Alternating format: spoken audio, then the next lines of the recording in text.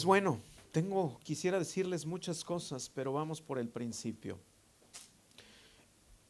Han sucedido dos acontecimientos muy importantes, tanto en México como en España. Dos hombres que han sido una pieza clave para el Evangelio han partido con el Señor, han muerto y se han ido. Y yo creo que Dios está hablando claro a la iglesia.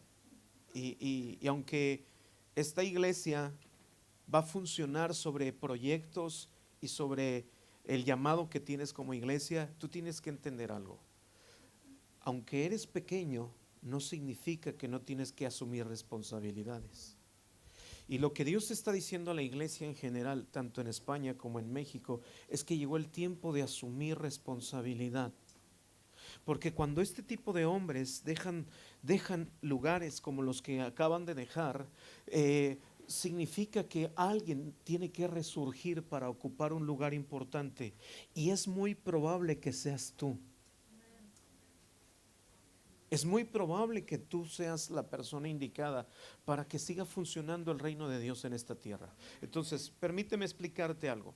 Cuando la Biblia nos habla que se necesitaba la voz profética en el Antiguo Testamento, era porque la voz profética funcionaba dando dirección y trayendo libertad. Cuando la gente no tiene dirección, tiene incertidumbre, no sabe a dónde ir. Entonces, cuando los profetas le hablaban de parte de Dios al pueblo, era porque querían quitarle el temor para tomar decisiones correctas. Entonces, si no quieres tomar una decisión mala, tú tienes que buscar que en tu vida se restaure la obediencia profética.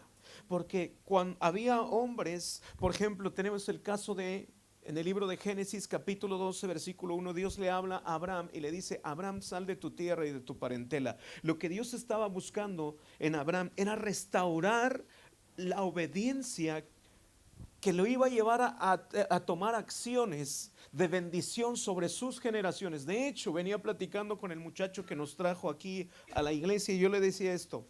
La Biblia dice que cuando una ocasión el Señor Jesucristo observó, estaba él compartiendo en la sinagoga y vio una mujer que estaba encorvada. Y Jesús deja de predicar, se baja, y pone su mano sobre esta mujer y la sana. Y los fariseos inmediatamente comenzaron a enojarse. ¿Por qué él hace esto en día de reposo? ¿Por qué se le ocurre hacer esto? Y Jesús dice: misericordia quiero y no sacrificio. En otras palabras, lo que estaba diciendo, ellos se están ocupando más de cumplir con los hábitos religiosos, pero se están olvidando de la misericordia. ¿Y sabes por qué Dios sana a esta mujer? Porque era hija de Abraham. Porque este hombre que decidió obedecer a Dios, él restauró la obediencia hasta sus generaciones. Entonces la obediencia de Abraham fue profética. Cuando tú obedeces a los principios del reino de Dios, tú estás poniendo un pilar de bendición sobre tus generaciones. Y Dios quiere restaurar esa parte importante en este tiempo. Si Dios restaura la obediencia profética sobre nuestras generaciones, es quizás con que tú, como has decidido venir a este lugar el día de hoy, pudiéndote haber quedado en tu casa viendo televisión o haciendo o descansando, porque son días donde la gente escoge para vivir para ellos. Qué bueno que viniste hoy. Esto va a resonar sobre tus generaciones. Lo que tú haces, aunque tú estés ahí sentado, simplemente por escuchar, simplemente por abrazar la palabra de Dios, ya puede resurgir y va a resonar sobre tus generaciones. Y eso fue lo que hizo Abraham. Simplemente oyó la voz de Dios y obedeció. Y entonces esa obediencia es recompensada hasta en aquellos que hemos creído en el Señor Jesucristo. Entonces, si tú puedes tener libertad, se debe que a uno creyó, uno obedeció y fue Abraham, y por lo tanto Abraham se convirtió en padre de la fe y de todas las generaciones, y tú eres parte de esto. Entonces Dios restaura la obediencia profética, el sacerdocio, para establecer su reino. Cuando tú eres obediente, tenlo por seguro que Dios va a restaurar el sacerdocio en tu casa. ¿Quiénes eran los sacerdotes? Eran gente que tenían contacto con Dios y ellos mismos se convertían en un contacto para el pueblo. Y tu contacto con Dios es importante para saber dirigir bien tu casa. Entonces, cuando tú crees que el sacerdote solo es Fabio, te estás equivocando. Tú eres un sacerdote también. ¿Vamos bien hasta aquí?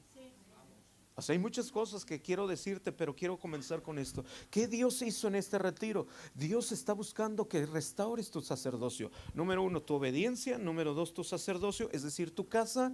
¿Para qué? Para que se establezca el reino de Dios en tu casa. ¿Qué significa que el reino de Dios se establezca? ¿Voy a vivir como un religioso? No, vas a vivir con las promesas de Dios, vas a captarlas, las vas a abrazar. Que Dios esté en una casa significa que hay salud, restauración, hay gozo, hay paz. Todo el fruto del Espíritu se manifiesta en personas que están creyendo en este evangelio. Y déjame decirte algo muy importante. Hay dos tipos de cristianismo que se pueden practicar hoy en día: el cristianismo nominal y el neurótico angustiado. Déjenme decirle cuál es el cristianismo nominal.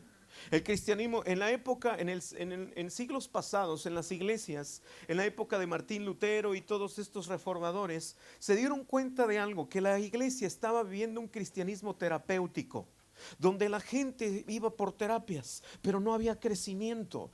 Había palabra, había promesas, conocían promesas, pero la gente no estaba disfrutando esas promesas. Entonces había dos tipos de cristianismo. El cristianismo nominal. El cristianismo nominal es aquel que sabe la palabra de Dios, tiene los principios de la palabra de Dios, es decir, tiene conocimiento intelectual de cosas de Dios. Pero llega un momento en que ese cristianismo nominal se convierte en una religiosidad, porque no se lleva a la practicidad. Y eso estaba sucediendo en el siglo, en la primera iglesia. O sea, es que si tú vienes aquí por una terapia, ¿qué crees? Te la podemos dar, y gratis. No sé cuánto cuesten los psicólogos aquí, pero te la podemos dar. Pero te voy a decir algo: de esto no se trata tampoco. El cristianismo nominal es aquel que sabe de Dios, pero no le puedes enseñar nada. Y es complicado tratar con gente a la que no le puedes enseñar nada. Es desgastante. Mira, yo llegué, tengo 10 años de pastorear. Yo llegué con mi pelo negrito. Y ahora, y él con pelo. O sea, vi lo que nos está pasando, por favor. Y yo me veía mucho más guapo. ¿De veras? Es belleza rara, hombre. Ya. Yo tengo un montón de canas, porque al principio tratamos de ayudarte lo más que podemos como pastores. Pero si tú eres un nominal, donde tú crees que conoces demasiado y no te dejas ayudar, es imposible. Y el neurótico angustiado es peor. ¿Quiénes son los neuróticos angustiados? Los neuróticos angustiados son los que con nada, por más que le digas que eres hijo de Dios, no lo cree. Dudan del amor de Dios, dudan de que haya promesas para ellos, dudan de que de veras son importantes, dudan de que hay un lugar dentro de la iglesia para ellos. Esos son los neuróticos angustiados. Viven en una neurosis, en una depresión, como lo que decía Alonso hace un momento, donde todo el tiempo en México hay un personaje que lo tomamos de broma y se llama Chabelita. Es una mujer que siempre está confesándose y siempre, ay Señor, y siempre se está golpeando el pecho y sus problemas son nada. A veces lo que esa gente está buscando es nada más que alguien le dé importancia. Tienes la atención de una iglesia, tienes el respaldo de una iglesia preciosa que Dios está formando en este lugar. Tienes un pastor, tienes una pastora, tienes un cuerpo de liderazgo. O sea que en realidad no estás solo. Te hace falta valorar. Qué mejor predicación la que acabas de oír de esta mujer que llegó y dijo: perdóname, dijo algo fuerte para mí. Dijo: uno es como un perro de la calle que, yo dije, ¿qué? Pero eso es arrepentimiento y eso es genuino. ¿Sabes qué sucedió con esta mujer que dijo esto? Algo se rompió. Y quiero explicarte algo. ¿Me ayudas, Alonso, por favor, con lo que te dije? Todo este Semana Santa tiene un significado para la iglesia. Si Dios te lleva a un jueves de pretorio o de Via Crucis, vamos a ponerlo así, te llevará a un sábado donde la gloria de Dios se va a manifestar en tu vida para que haya un domingo de resurrección. O sea, todo esto tiene un significado. Hoy tienen que surgir nuevas cosas. Entiendo. ¿Tienes lo que te pedí? Muy bien. Les voy a dar clases de belleza. ¿Quieren ver a Alonso? Mira, sí va con tu tono de piel, ¿eh?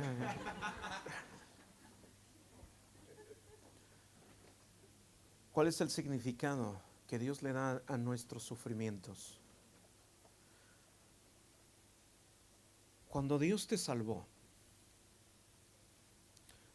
la única manera de entender tu salvación no es solamente que Dios te haya perdonado de tus pecados, sino Dios te está marcando.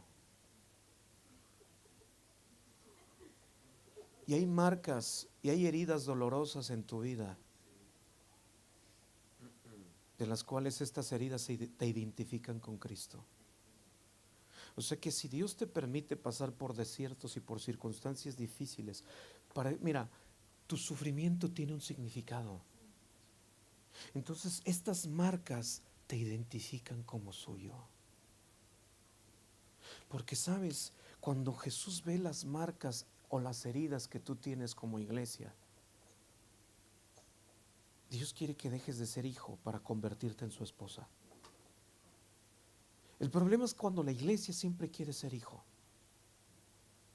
Iglesia preciosa, no toda la vida vas a ser una hija. Quiero decirte, sí lo vas a hacer. Lo vas a hacer para que tú seas restaurada en todo el asunto que traes acerca de falta de paternidad. Porque todos de cierta manera, en alguna etapa de nuestra vida nos hemos sentido huérfanos. Y eso Dios lo resuelve dándote, la primera marca es la que te hace hijo. Y al sellarte como hijo, Dios te identifica de lejos como suyo, porque eres su hijo. Ahora, esta marca de dolor, de pobreza, de ilegitimidad, digo, qué hermoso que algunos de ustedes pudieron tener padres, pero los que no tuvimos sí la necesitábamos. Entonces, cuando Dios te marcó y te hizo su hijo, es para ponerte una marca. Entonces ese dolor se ha convertido en algo que ahora se te identifica, Jesús te identifica como suyo. Entonces tu dolor tiene un significado. ¿Me estoy explicando? Ahora la marca que Dios te da como esposa es la que te hace madurar. Una esposa, yo no sé si ustedes, pero cuando un matrimonio no está funcionando bien, es cuando ella cree que él es su papá. A veces las mujeres tienen un rol de refugiarse en sus esposos y los tratan como padres porque piensan que esa es la función de su marido. Tú estás batallando con una falta de paternidad y muchas veces por eso tu marido te vuelves dependiente de él. No sé si me estoy explicando. A veces las mujeres y también los hombres, a veces los hombres se comportan con sus esposas como si ellas fueran sus mamás. Digo, que nos regañen, eso ya es, el otro día, ¿cuántos quieres que le cuente un chiste? No es un chiste, sino un chisme, ¿verdad? No, no es cierto. El otro día fuimos a comer, mi esposa y yo allá en la ciudad donde estamos sirviendo, y hay una comida china que nos gusta. Y estaban los chinitos ahí sirviendo y de repente sale el chinito con la bandeja de, ¿sí se entiende bandeja? La bandeja de arroz. Y de repente voltea la chinita y se le abrieron los ojos. Eso para mí fue un milagro, ¿verdad? Y empieza, ay, vaya, vaya, vaya. Y el pobre chinito, ay, ay, ay, le estaba poniendo una regañiza. Entonces yo dije, qué bueno. Entonces no es personal, es universal, ¿verdad? Entonces que te regañe tu mujer, no te preocupes, nos pasa en México, en China. Entonces esto ya es muy de ellas, ¿verdad? ¿Por qué dije esto? Pero bueno, para ayudarte un poco, hombre, levanto tu autoestima.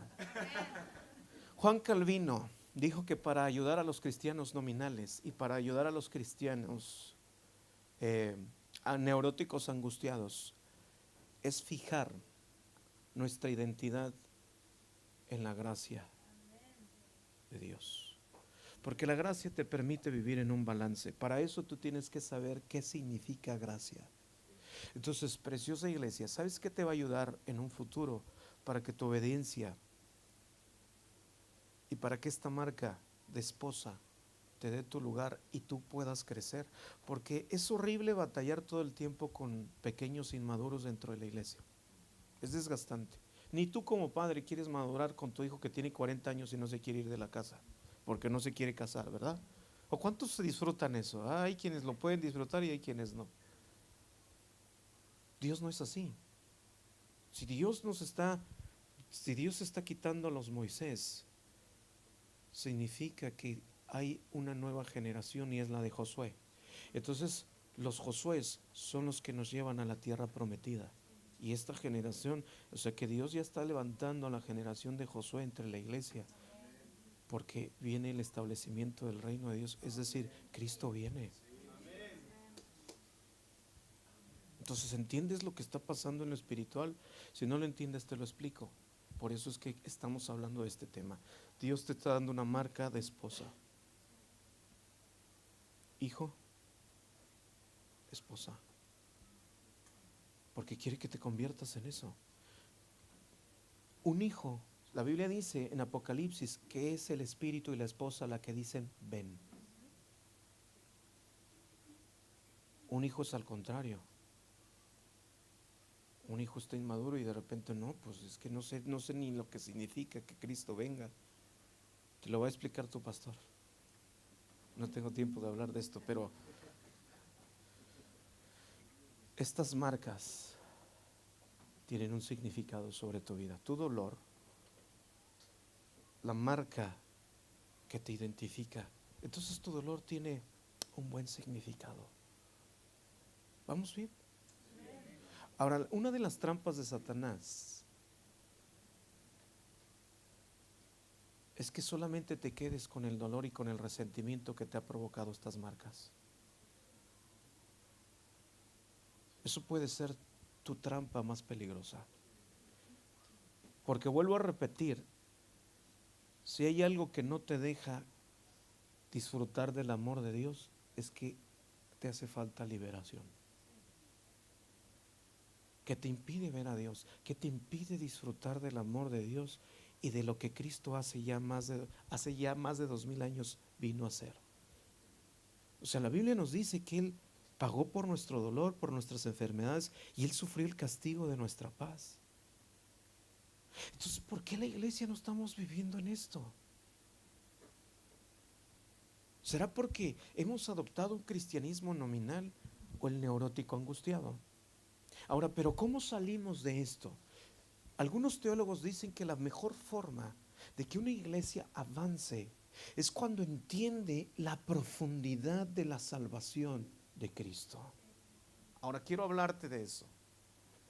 ¿Vamos bien hasta aquí? Primera etapa. Dios trabaja sobre 3 etapas en la salvación. Número 1, Dios tiene que humillarnos. ¿Dios te humilla? Sí. ¿Sabes por qué? Porque el pecado te ha hecho duro. Porque el pecado hace que haya dureza en vez de credibilidad. El pecado nos hace incrédulos.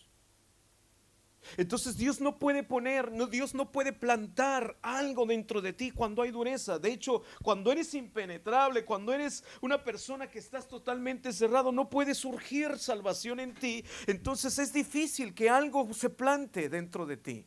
Entonces lo que Dios hace en la primera etapa, cuando Dios te salva, no solamente es perdonar tus pecados, sino quebrantar la dureza de corazón en tu vida.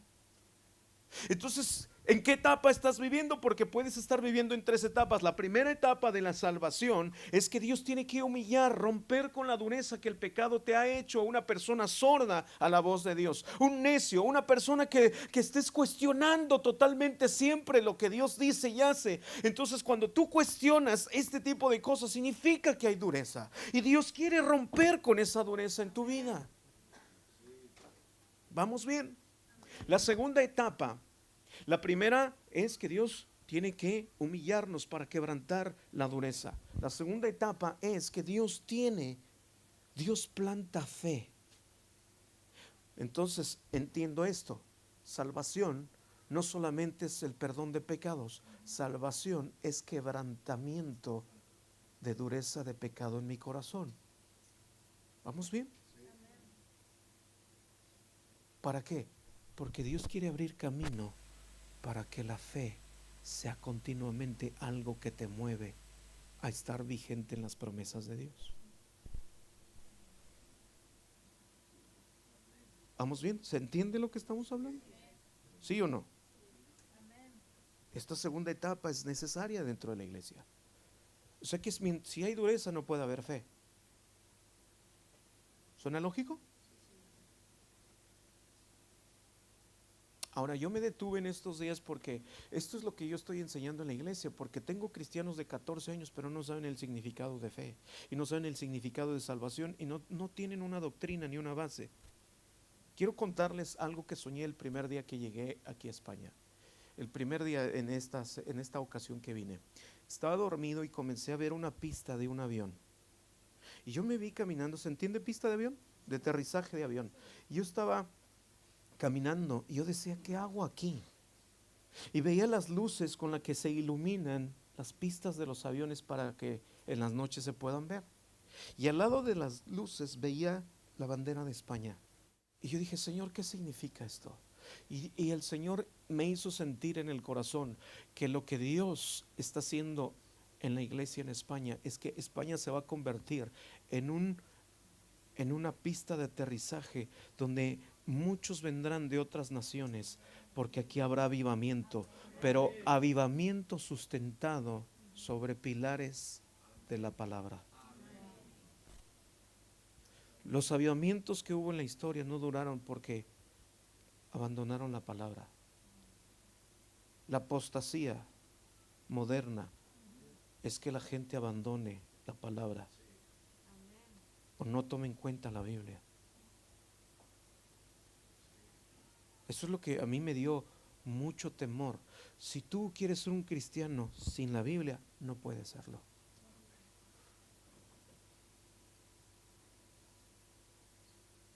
Se me quedaron viendo raro. No se enoje conmigo. Está bien, no pasa de que no me vuelva a invitar el pastor. Apostasía es que la gente se siente y venga y se convierta en un juez de lo que se dice aquí. Porque estás negando a Cristo todos los días. Negar su palabra es negar a Cristo. Negar su palabra es negar la gracia. Entonces, apostasía muchas veces creemos que es una persona o es alguien. Apostasía es que la gente abandone la fe de la palabra.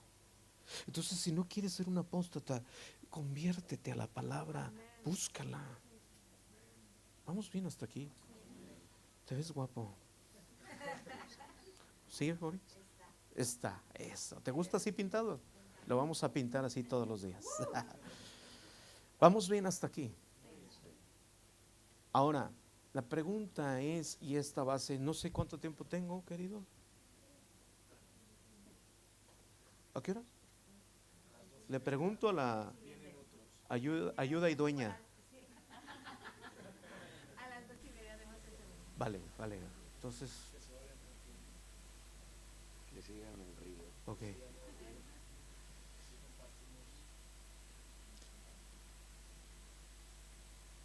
Fe es necesaria para que las promesas se cumplan. Ahora, ¿qué es fe? ¿Me ayudan rápidamente? Aquí voy más rápido y voy a usar versículos por si piensan que no los voy a usar si les uso. Si predico con la palabra. ¿Me ayudan a de ahí, chicos? ¿Sí? ¿Se lo tienen? ¿Qué es fe? ¿De qué se compone la fe? ¿Qué es fe? Siéntate si gustas por lo mientras allá. O ya te estás durmiendo ahí. Estoy bien. Quiero que me piques más.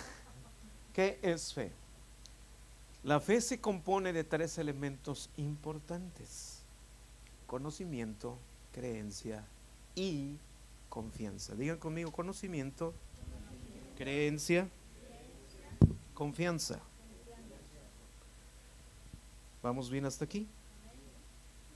Entonces, ¿a qué tipo de conocimiento me refiero?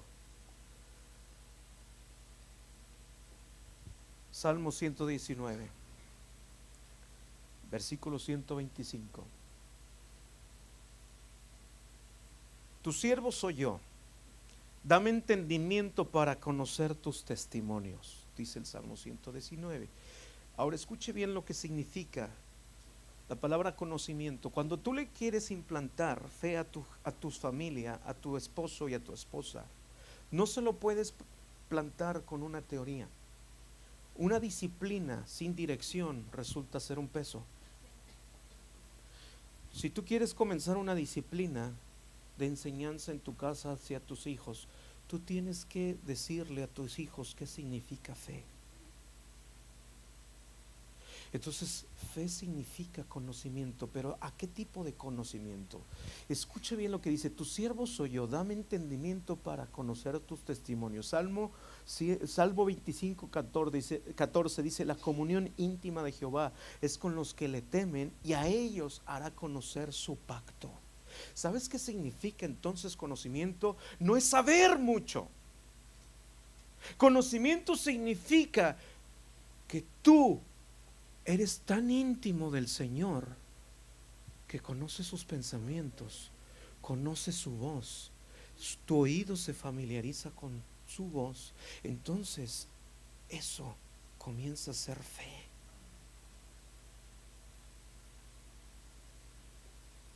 Entonces cuando tu familia o tus hijos te pregunten: papá, ¿qué es fe? O mamá, ¿qué es fe? Tú le podrás decir esto. ¿O por qué creer en Cristo? ¿Cómo le explicarías a alguien que no cree en Cristo por qué tener fe? ¿O cómo le explicarías a alguien tu fe? Mejor dicho. ¿O por qué tú crees que tienes fe? Si alguien me preguntara a mí: ¿por qué tienes fe? ¿Y por qué crees en sus promesas y en el Señor Jesucristo? Yo te diría esto. No te diría porque dice la Biblia. Yo te diría: tengo fe porque lo conozco. Porque Jesús es familiar. Su voz me es familiar. Porque lo conozco y es mi Padre, es mi amigo, es Jesús, es el todo para mí. Entonces, cuando tú tienes fe, puedes disfrutar de la plenitud de Cristo. ¿Por qué? Porque Jesús no es un personaje histórico que alguien te cuenta. Eres tan íntimo que lo conoces.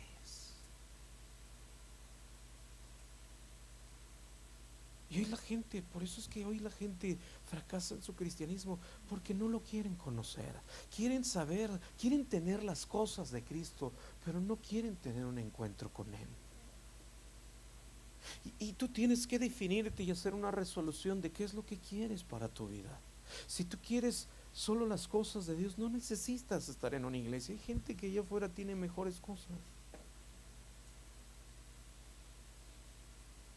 Pero yo me di cuenta de algo: yo no necesito las cosas de Cristo, yo lo necesito a Él conmigo.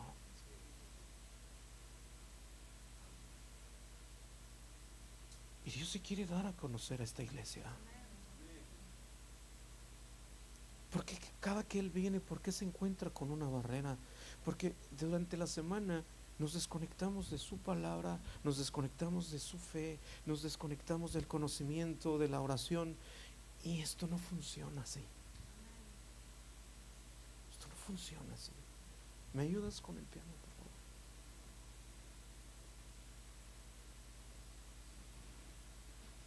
Llega un momento en que si tú no te cansas de ser un neurótico angustiado, es porque tú estás en lo superficial.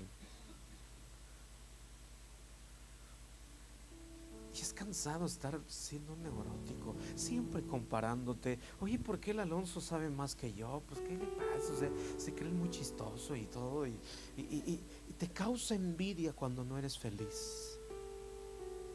Toda tu infelicidad va a ser suplida por tristeza, amargura, envidia. Aquí hay de dos cosas: si no tienes a Cristo, tienes al diablo, y si no tienes la verdad de Dios, tienes la mentira. Entonces, y Dios está trabajando en la iglesia para despertar la obediencia profética. ¿Cómo? Salvándonos de la dureza de nuestro corazón, salvándonos hoy en día, no solo de nuestros pecados, sino atravesándote, marcándote. Pastor, es que tú no sabes, es que tengo una angustia en mi corazón porque estoy enfermo. Sí, pero tienen un significado tus heridas, te hacen suyo.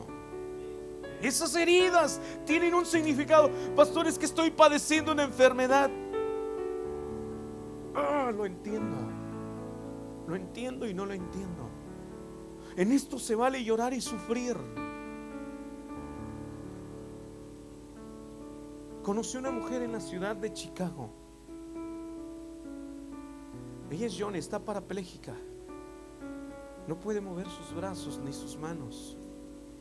Me hubiera encantado proyectarles un video de ella. Y ella dice: ¿sabes lo que significa todos los días despertarse con un dolor de cuerpo? Y todos los días pasé muchos años de mi vida gritándole a Dios: sáname. Y el día que visité la tierra de Israel, pasé por Bethesda, donde estaba el lago ese, donde un paralítico fue sanado. Y dije: ¿cuántas veces oré por ese? Y muchas veces sentí que Dios pasó de largo ante mis oraciones. Pero yo no necesitaba una salvación física, necesitaba una salvación más profunda.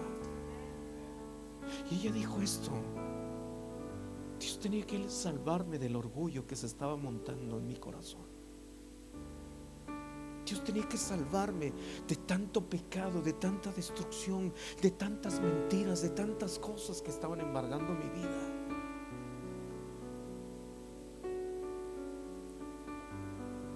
Y he orado tanto por sanidad que muchas veces cerré las cortinas de mi recámara y le decía a mi esposo: déjame aquí. Y el lugar, y al principio quería gritarle y decirle muchas cosas a Dios, pero en lugar de eso salían alabanzas. En una ocasión dice: hace poco me declararon cáncer en 3er grado. Mi esposo me subió a la vagoneta donde me traslada, dice ella. Le dice: ¿sabes lo que se siente ser? A veces las circunstancias son como pequeñas gotas o salpicaduras del infierno. Y así me siento, le dijo ella. Y su esposo detuvo el coche, la vio por el espejo y le dijo: si esos son las salpicaduras del infierno, dime cuáles son las del cielo. Porque tú tomas en cuenta las del infierno, pero las del cielo. Y ella dijo: bueno, las del cielo son aquellas donde hay días donde yo estoy restaurada, estoy totalmente feliz porque no siento dolor en mi cuerpo. Pues entonces le dijo esto: dale gracias a Dios porque en tu infierno tú te estás encontrando con Jesús. Hay momentos en la vida donde en nuestros peores infiernos nos podemos encontrar con Él. Él puede estar donde Él quiera. ¿Por qué? Porque Él es superior a cualquier cosa, a cualquier demonio, a cualquier enfermedad, a cualquier tristeza. ¿Por qué? Porque Él puede estar ahí, porque Él es Dios. Y te puedo hablar de muchos ejemplos.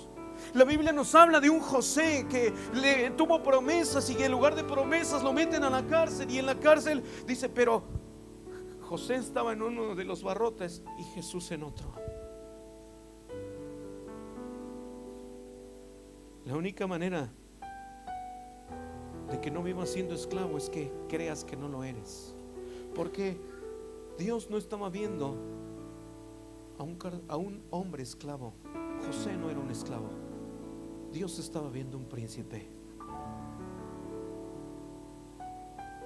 Cuando Dios vio a David, no vio un pastor de ovejas que olía mal por las ovejas. Él estaba viendo un rey. Cuando Dios vio a Gedeón, no lo vio como un hombre que toda la vida iba a tener miedo. Lo vio como un guerrero, como un valiente. ¿Y tú sabes cómo Dios te está viendo ahora? No te está viendo como la persona que no tiene esperanza. Te está viendo como una persona que has creído.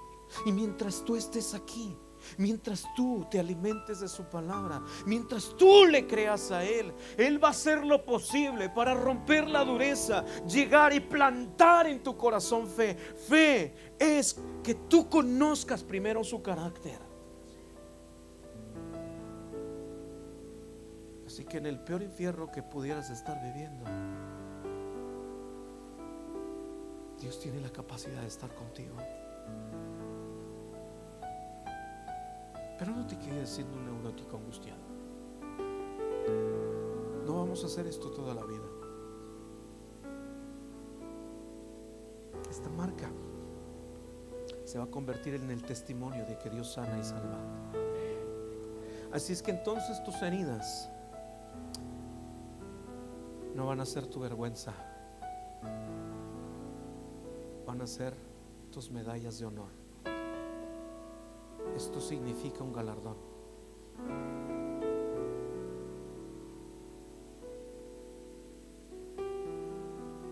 Podrás decirle a tus generaciones: hijo, esta herida es mi galardón. ¿Sabes por qué? Porque Dios me sacó de esto. No era nadie, pero ahora puedo disfrutar de la gracia. ¿Por qué? Porque Dios me liberó de mi dureza, plantó fe, y ahora esto es lo que soy. ¿Puedes creer esto? ¿Ahora entiendes el significado?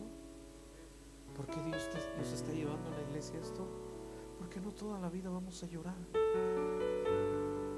Los latinos somos gente que nos gustan las novelas, nos gusta el drama y todo. Está bien si lloras, pero viene el tiempo donde vas a llorar de alegría, preciosa iglesia, donde tú le vas a decir: Señor, estoy recibiendo las medallas de honor, pero esas medallas no van a glorificar a nadie más que a Cristo. Puedo decirle a mi hija: yo tengo cosas, la traje aquí porque le dije: a tu edad yo nunca había pisado un país, yo no era nadie, pero tú eres una nueva generación de esperanza. Entonces, ¿por qué pasó esto? ¿Porque soy bueno? No, porque Él es bueno. Porque Él es bueno. Porque yo no era bueno, pero Él es bueno. Entonces cuando Él te mete a la habitación, te comparte de lo que Él es y te comienzas a parecer a Él. Eso se llama fe. Conocimiento. ¿Puedes ayudar? Quiero terminar así.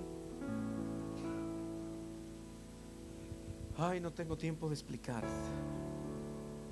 Charles Spurgeon dijo que la fe le da un cuerpo espiritual a tu vida.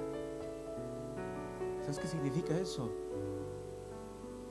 Que la fe te da ojos para que todo lo lejano ya no lo veas solo lejos, lo puedas ver de cerca. Una de las funciones de los ojos es que aún tú puedes ver a kilómetros cosas cuando estás bien en tu vista, y puedes disfrutar de lo que ya te es cercano. Entonces tu fe te ayuda a ver. Aunque otros ven en la oscuridad, tú sí ves. Y puedes ver que Cristo no está lejos, sino está cerca. Entonces Charles Spurgeon acerta en una cosa, en que Dios no está lejos, sino está cerca. Y en la siguiente sesión quiero hablar de esto. En la siguiente parte quiero compartirte qué es fe y cómo funciona la fe en un cuerpo.